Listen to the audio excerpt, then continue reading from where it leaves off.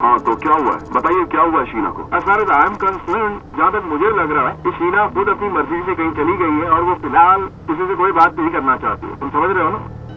अच्छा, मुझे तो ऐसा ही लग रहा है। अब देखो, तुम चाहो तो पूरी दुनिया को उलट पुलट कर सकते हो और जगह जाकर पता लगा सकते हो कि कौन क्या कहाँ कैसे ये वो, क्या तुम्हें कोई सुराग मिल जाए और फिर शीना भी मिल जाए, ठीक है? अब जब तुम अच्छी तरह उसे ढूंढोगे और तुम्हें कुछ ना मिले क्योंकि उसके पीछे कोई सुराग नहीं छोड़ा, तो फिर तुम क्या करोगे? चलिए पर पापा, तुम्हें से मिलेगा क्या? देखो, इंद्रानी ने सबसे आखिर में से इंद्रानी ने देखा था। ओके, मैं अपनी माँ को जानती हूँ और उन दिनों कभी कभी उनसे डर लगता था। वो बहुत ही मतलबी थी, कभी कभी वो थोड़ी हिंसक हो सकती थी, वो सारी चीजें कर सकती थी जो कोई और इंसान करता, पर वो कभी एक्चुअली मेरे हिसाब से वो दुनिया की सबसे होशियार औरत है। मेरे माता पिता दोनों ने ही जिंदगी में बहुत कुछ हासिल किया था। इंद्रानी और पीटर अपने दिनों में वो एक पावर कपल थे। तब हर अखबार में उन्हीं के चर्चे थे। मेरी मॉम बॉम्बे आई और शुरुआत में उनके पास कुछ नहीं था। उन्होंने सब शून्य से खड़ा किया। तब शानो शौकत थी, चकाचौंध थी, बड़ी बड़ी गाड़ियां, घर। वो परिवार को छुट्टियों पर ले जाया करते थे। जब मेरी मुलाकात मेरी मॉम की बहन शीना से कराई गई, तब मैं काफी छोटी थी। मैंने उन्हें कभी भी आंटी नहीं कहा, बस शीना कहा। खूबसूरत, मोहक और बेहद दिलदार और बहुत ही इंटेलिजेंट थी। मुझे वो अब भी याद। मुझे काफी अजीब लगा कि 2012 से अचानक उनसे कोई कांटेक्ट ही नहीं हो पाया। जब लोग पूछ रहे थे कि शीना कहाँ है, तो मेरी मॉम को उन्हें अचानक बहुत गुस्सा आता था। मेरी मॉम ने कहा था कि शीना यूएस में है और मैंने उनसे कई बार पूछा था। हमसे कहा गया था कि वो एलए चली गई है और उन्होंने नई जिंदगी शुरू कर दी है। लेकिन कुछ वक्त बीतने के बाद मुझे एक बात थोड़ी खटकने लगी और मैं ये अब तक नहीं समझ पाई हूँ कि किसी ने भी शीना के बारे में कुछ पूछा ही नहीं। मतलब शीना की बात एक पॉइंट के बाद करता ही नहीं था। ऐसा लगा जैसे हम पर किसी ने कोई मंत्र फूंक दिया हो और हम भूल गए कि कोई शीना थी भी। जब 25 अगस्त को मैं स्कूल के बाद घर पहुंची, ओ गॉड, हमारा पूरा घर उलट पुलट हो गया था। जहाँ देखो वहाँ पुलिस थी। मुझे बहुत ही अजीब लगा। कभी घर में पुलिस होगी ऐसा मैंने कभी सोचा भी नहीं था। ये मेरे लिए बहुत ही अजीब। फिर मुझे ये देखकर काफी गुस्सा आने लगा कि पुलिस हमारी चीजों की छानबीन कर रही है और मैंने कहा ये क्या बकवास है। फिर मेरी मॉम ने कहा शांत रहो। एक पुलिस वाले ने मेरी मेड से पूछा कि क्या वो शीना को जानती है। मैं सीधे अपने मॉम के पास गई और मैंने पूछा, मॉम ये लोग शीना के बारे में क्यों पूछ रहे हैं? उन्होंने मेरी तरफ देखा और इससे पहले कि वो कुछ कह पाती, एक पुलिस वाले ने कहा आप बात नहीं कर सकते। मेरी मॉम को अरेस्ट किया गया। उसके बाद मैंने उन्हें नहीं देखा। अभी अभी ब्रेकिंग न्यूज आ रही है। मीडिया टाइकून इंद्रानी मुखर्जी को मुंबई पुलिस ने लगभग 3 साल पहले अपने बहन की हत्या के आरोप में गिरफ्तार किया है। मुझे पीटर का कॉल आया। इंद्रानी को खून के इल्जाम में गिरफ्तार किया गया है। मैं उसके काफी करीब था और मुझे कुछ पता नहीं था। मैंने टीवी चलाई और उस पे शीना थी। हम दंग रह गए। आखिर हुआ क्या था? केस ने हम सभी को हैरान किया है, चौंका दिया है और हिला कर रख दिया है। ये एक ऐसा केस था जहां लगभग हर दिन कोई नया खुलासा किया जा रहा था। उनका परिवार ही हर मिनट एक नई कहानी लीक कर रहा है। हमारी हर स्माइल, हर हग नकली थी, दुनिया को ये दिखाने कि हम सब ठीक हैं। उनके सारे रिश्तों का ताना बाना। मतलब ये किस तरह का परिवार है? आप सोच सकते हैं कि मुंबई की हाई सोसाइटी में एक सदमे की लहर सी दौड़ गई। सामान लेकर मैं वर्सई से निकला था, मेरे घर की तरफ सारा मटेरियल लेकर। तभी मेरे सामने एक आम के पेड़ से गिरा आम नजर आया, इसलिए मैंने गाड़ी साइड में खड़ी कर। मुझे कुछ बू आई, इसलिए मैंने जाकर देखा कि किस चीज की बू है। वहाँ एक हाथ का पंजा था जिसके नाखून पर नेल पॉलिश लगी हुई थी और आसपास का इलाका जला हुआ। फिर मैंने अपने पुलिस स्टेशन फोन लगाया और तहकीकात के दौरान हमें कुछ हड्डियां मिली। फिर वहाँ से 10-12 फीट की दूरी पर हमने एक गड्ढा खोदा और उस गड्ढे में हमने उस लाश को दफन कर दिया। 2012 में शव से साफ पता चला कि एक हिंसक हमला और हत्या का संगीन मामला है। जैसे ही कोई रिपोर्ट आती है कि कहीं पर किसी की अप्राकृतिक मौत हुई है, पुलिस के पास कम से कम एक्सीडेंटल डेथ रिपोर्ट दर्ज करने के अलावा कोई विकल्प नहीं बचता। तो इस मामले में ये दरअसल बहुत चौंकाने वाली बात है कि पुलिस ने एक्सीडेंटल डेथ रिपोर्ट दर्ज नहीं की, हत्या दर्ज नहीं की और न ही मामले की जांच की। इसके पीछे कोई बहुत ताकतवर हस्ती थी। जब मेरी मॉम अरेस्ट हुई तो मेरा और उनका कनेक्शन पूरी तरह से टूट गया था। मुझे बस इतना याद है कि मेरे डैड इस बात को लेकर काफी कंफ्यूज थे। उन दिनों में उन्होंने मुझे काफी सहारा दिया, पर एक ऐसा घर जो मेरे डैड के रिश्तेदारों से भरा था। सारे फौरन तैयार थे मेरी मॉम पर मतलब उन्हें यकीन था कि मॉम ने ऐसा कुछ किया होगा। पूछ रहे थे वो ऐसा कैसे कर सकती हैं, और सब इस बात से काफी शॉक में थे और सब कह रहे थे कि what the fuck is going on. पर ऐसा नहीं था कि वो क्या हुआ ये जानने की कोशिश करें। वो अपना फैसला सुना चुके थे। मुझे एक कॉल आया मेरे एक रिपोर्टर का कि पुलिस ने किसी इंद्रानी मुखर्जी नाम की औरत को गिरफ्तार किया है। फिर मुझे अचानक एहसास हुआ कि अच्छा, इंद्रानी मुखर्जी यानी वो इंद्रानी मुखर्जी। सबसे पहले दिन मुझे याद है सभी चैनल्स ने खबर चलाई कि इंद्रानी मुखर्जी ने अपनी बहन की हत्या की, जो कि काफी मुमकिन है। ऐसी चीजें होती रहती, भाई का भाई को मारना, बहन का बहन को, ऐसा होता है। लेकिन वो ये बात 3 सालों तक कैसे छुपा पाई? ना 2012 में घटी और वो 2015 में गिरफ्तार हुई। आखिर उसने ये छुपाया कैसे? Sources tell India today that the matter came to light after an informer tipped off the police about Indrani Mukherjee's alleged role in murdering her sister in connivance with her driver. Police ने कई घंटों तक इंद्रानी के driver Shyamvar राय से पूछताछ की, जिसके बाद उसने अपना गुनाह कबूल कर लिया। उसके इस बयान के बाद पुलिस ने इंद्रानी मुखर्जी को बुलाया और उनसे कल 3.5 घंटे तक पूछताछ की और आखिर में उन्हें गिरफ्तार कर लिया गया। इंद्रानी मुखर्जी के खिलाफ ये पूरा केस श्यामवर राय ने जो गुनाह कबूल किया उसकी गवाही पर आधारित है। ड्राइवर को इंद्रानी मुखर्जी ने ही नौकरी पर रखा था। मैंने पुलिस डिपार्टमेंट में 35 साल सर्विस की है। जब कोई आदमी पुलिस के सामने आता है तो जो फियर फैक्टर है, it's a human nature. Police के सामने कोई जाएगा तो आदमी डरा हुआ रहता। श्यामवर राय ने खुलासा किया कि साल 2012 में इंद्रानी मुखर्जी के साथ मिल्खा बोरा की हत्या की थी। केस ज्यादा पेचीदा नहीं है, ये एक सिंपल मर्डर केस है।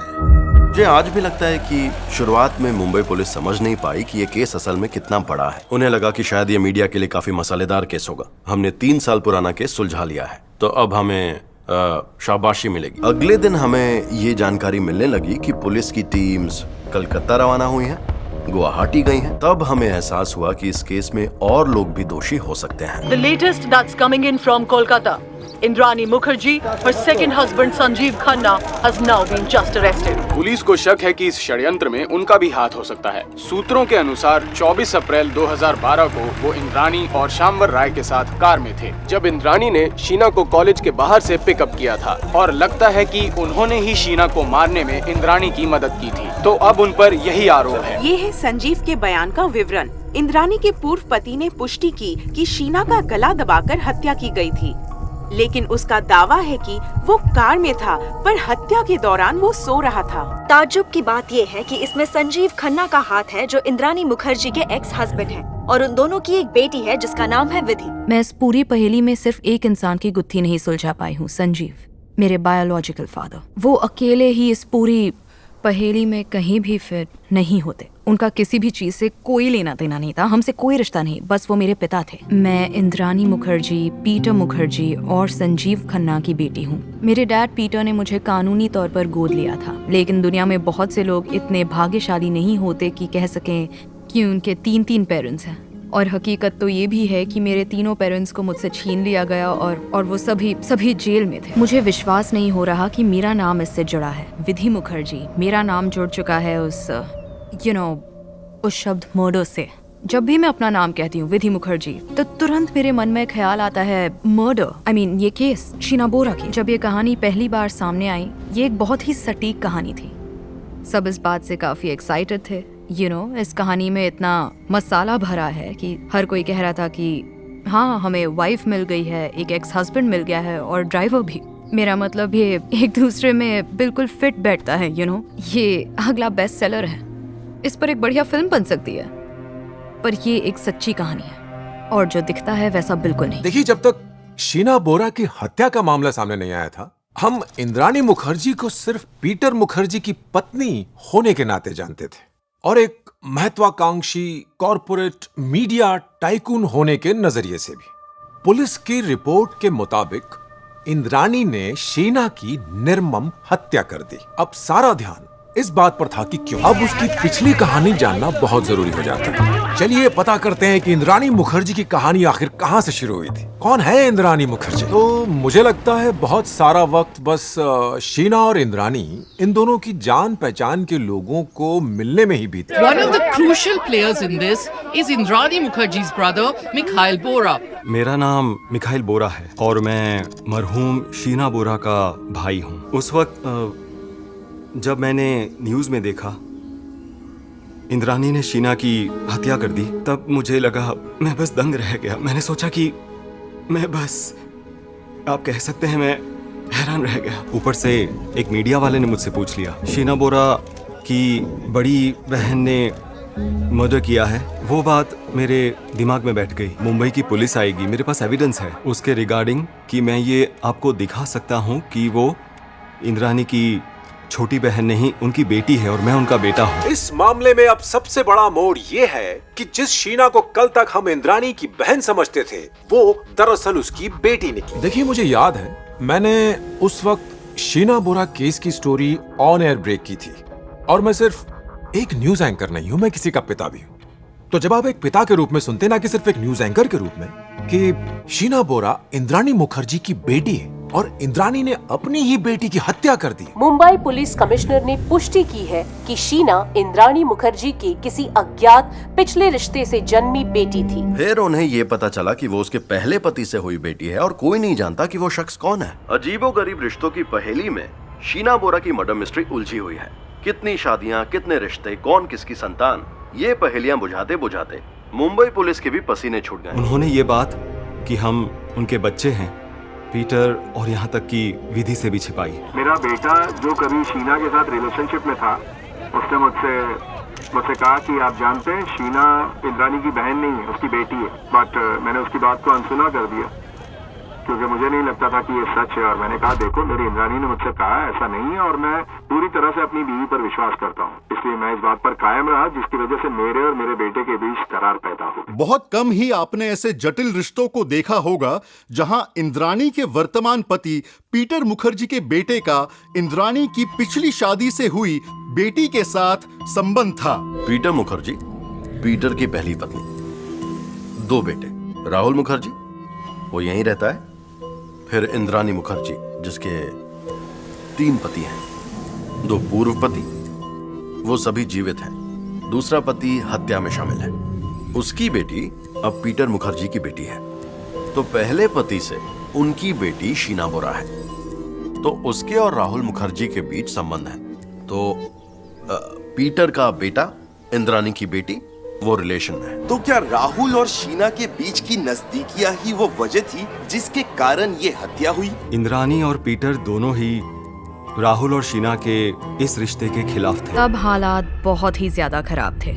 शीना और राहुल परिवार के बाकी सदस्यों से अलग हो गए थे क्योंकि वो कहते थे हम अपनी मर्जी के मालिक हैं।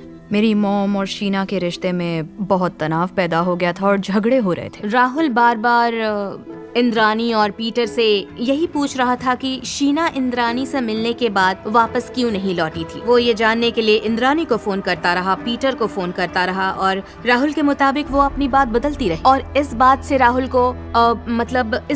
को शक हुआ और इसलिए उसने अपनी बातचीत रिकॉर्ड। बात सिर्फ मेरी नहीं है, ओके? बात सिर्फ मेरी नहीं है, उसके सभी दोस्त, ओके? उसका फेसबुक, उसका इंटरनेट, उसका काम, उसके ऑफिस के लोग ये कहते हुए उसकी तलाश में घर आए थे कि वो काम के मामले में बहुत ईमानदार है। उसने 3 साल में बिना इन्फॉर्म किए कभी छुट्टी नहीं ली, समझ रहे हो? अब वो कहीं गायब है। उसे गायब हुए 2-3 दिन से ज्यादा हो गए और किसी को कुछ भी नहीं पता। इसीलिए सबको इतना अजीब लग रहा है। क्या आप मेरी बात समझ पा रहे हैं गाइस? जब राहुल ने इंद्रानी के जरिए शीना तक पहुंचने की कोशिश की तो उसने उसे बताया कि शीना भारत छोड़ चुकी है और वो उससे बात नहीं करना चाहती। राहुल हैरान था क्योंकि पुलिस के मुताबिक उसने दावा किया था कि शीना का पासपोर्ट उसके पास है, तो फिर शीना देश कैसे छोड़ सकती? और मेरा सिर्फ ये सजेशन है, सिर्फ सजेशन है ये, मैं तुम्हें समझा रहा हूँ, तुम्हें गाइड कर रहा हूँ। मेरा कहने का ये मतलब है कि अगर वो ऐसा ही चाहती है तो उसको उसके हाल पे छोड़ दो। वो जब वापस आना चाहेगी वापस आ जाएगी। अगर उसका किसी से कांटेक्ट नहीं है मतलब वो बात नहीं करना चाहती है। हो सकता है कि वो अकेली रहना चाहती है, छुप के रहना चाहती है, या वो किसी के साथ जाना चाहती है। शायद वो किसी के साथ चली गई हो सकता है वो कोई इमेजिनरी शख्स हो, यू नेवर नो। वो उसकी मर्जी, राइट, उसकी चॉइस। मीडिया ही नहीं, यहाँ तक कि पुलिस में भी हर किसी के मन में ये सवाल था कि अगर इंद्रानी ने ऐसा किया है तो आखिर पीटर को इस बात की भनक कैसे नहीं लगी? उन्होंने अपने ही बेटे पर भरोसा क्यों नहीं किया जब राहुल ने उन्हें यह विश्वास दिलाने की कोशिश की कि इंद्रानी झूठ बोल रही है? अब किसी के पिता के रूप में आपको क्यों फिक्र नहीं होगी कि आपका बेटा इतने सदमे में है कि उसकी फियांसे गायब है और 3 साल से गायब है? मेरा मतलब है, इस मामले में पूछने वाला असली सवाल यह है कि शीना के फैमिली मेंबर्स ने, उन सभी ने शीना की अच्छे से तलाश करने के लिए 3 सालों तक उन्होंने क्या किया? इंद्रानी ने नाना नानी और मुझे बताया कि शीना हायर स्टडीज के लिए यूनाइटेड स्टेट्स गई है और उसने हमें यह भी बताया कि वो कुछ महीनों के लिए वहीं सेटल हो जाना चाहती है और वो नहीं चाहती कि कोई भी उसे कांटेक्ट करे। तो मिखाइल और शीना काफी करीब थे। जाहिर सी बात है, दोनों भाई बहन थे। वो एक दूसरे के साथ तब से हैं जब से पैदा हुए हैं। उन दोनों के बीच हमेशा से एक अनकहा सा कनेक्शन रहा है। इंद्रानी मुखर्जी फिलहाल मुंबई पुलिस के साथ सहयोग नहीं कर रही है। वो लगातार यही कह रही हैं कि उनकी बेटी यूएस में है और उसकी कोई हत्या नहीं हुई है। इससे मुंबई पुलिस को कोई मदद नहीं मिल रही है और इस वजह से उन्हें और सबूतों की जरूरत है जिससे वो ये साबित कर सके कि ये लोग इंद्रानी की बेटी की हत्या में शामिल थे। मुंबई पुलिस के लिए सबसे बड़ी चुनौती होगी 3 साल पहले हुए इस कत्ल की कहानी को सबूतों की कड़ी से जोड़ना। इसके लिए मुंबई पुलिस की एक खास टीम रायगढ़ भी जाएगी। चूंकि डेड बॉडी 3 साल तक जमीन के अंदर दबी रही, ऐसे में सबूतों को सही तरीके से खंगालने के लिए फॉरेंसिक टीम भी मुंबई पुलिस के साथ रायगढ़ रवाना हो। मुंबई पुलिस खार पुलिस स्टेशन से कुछ पुलिस वाले आए थे, तो मैं परेशान हुआ कि इतने सारे पुलिस वाले सुबह सुबह मेरे दरवाजे पे क्या कर रहे हैं। मुझसे पुलिस ने कहा कि 2012 में जो घटना घटी थी उसी की पूछताछ के लिए वो आए थे। वो बारिश के दिन थे और काफ़ी अंधेरा होने की वजह से उन्हें एग्जैक्ट जगह लोकेशन मैं दिखा नहीं पाया। बॉडी मिलने में हमें करीब 5-6 घंटे लगे। हमें जो स्केलेटन मतलब कंकाल मिला उसे फिर से प्लास्टिक की थैली में भरकर आगे की प्रक्रिया करने के लिए वो उसे फिर से मुंबई लेकर गए। हम अभी भी ये नहीं जानते कि 2012 में आखिर किसने ये केस दबाने की कोशिश की। हम सिर्फ इतना जानते हैं कि एक हत्या हुई और एक खास व्यक्ति ने हत्या की। वास्तव में इस षड्यंत्र के बारे में हमारे पास कोई सुराग नहीं है। किसने पुलिस से संपर्क किया और मामला दर्ज न करने के लिए दबाव डाला? अब ये निश्चित रूप से किसी बहुत ही शक्तिशाली अदृश्य शख्स के कारण हुआ। ताज़ा खबर ये है कि मुंबई पुलिस शीना बोरा की हत्या करने वाले 3 प्रमुख संदिग्धों से एक साथ पूछताछ करेगी। उनकी मां इंद्रानी मुखर्जी, उनके सौतेले पिता संजीव खन्ना और इंद्रानी का ड्राइवर। तीनों से मुंबई पुलिस कमिश्नर राकेश मारिया पूछताछ करेंगे। मैं आपको थोड़ा सा बैकग्राउंड समझा। Rakesh Maria is the Rakesh Maria. वो मुंबई क्राइम ब्रांच के प्रमुख थे और मुंबई क्राइम ब्रांच एक बेहतरीन जांच एजेंसी है। कम से कम मुंबई मीडिया हमेशा इसकी तुलना स्कॉटलैंड यार्ड से करना पसंद करती है। ये वही हैं जिन्होंने इंडियन मुजाहिदीन केस को सुलझाया, 93 ब्लास्ट केस को सुलझाया। ये वही हैं जो 2008 के मुंबई आतंकवादी हमलों की जांच के इंचार्ज थे। वो अच्छी तरह जानते थे कि पीटर मुखर्जी और इंद्रानी मुखर्जी कौन है। मीडिया की, भारतीय दर्शकों की नजर में उनकी क्या अहमियत थी। This morning we have recovered the skeletal remains of the deceased Sheena Bora. We've also recovered Sheena Bora's passport from Dehradun today.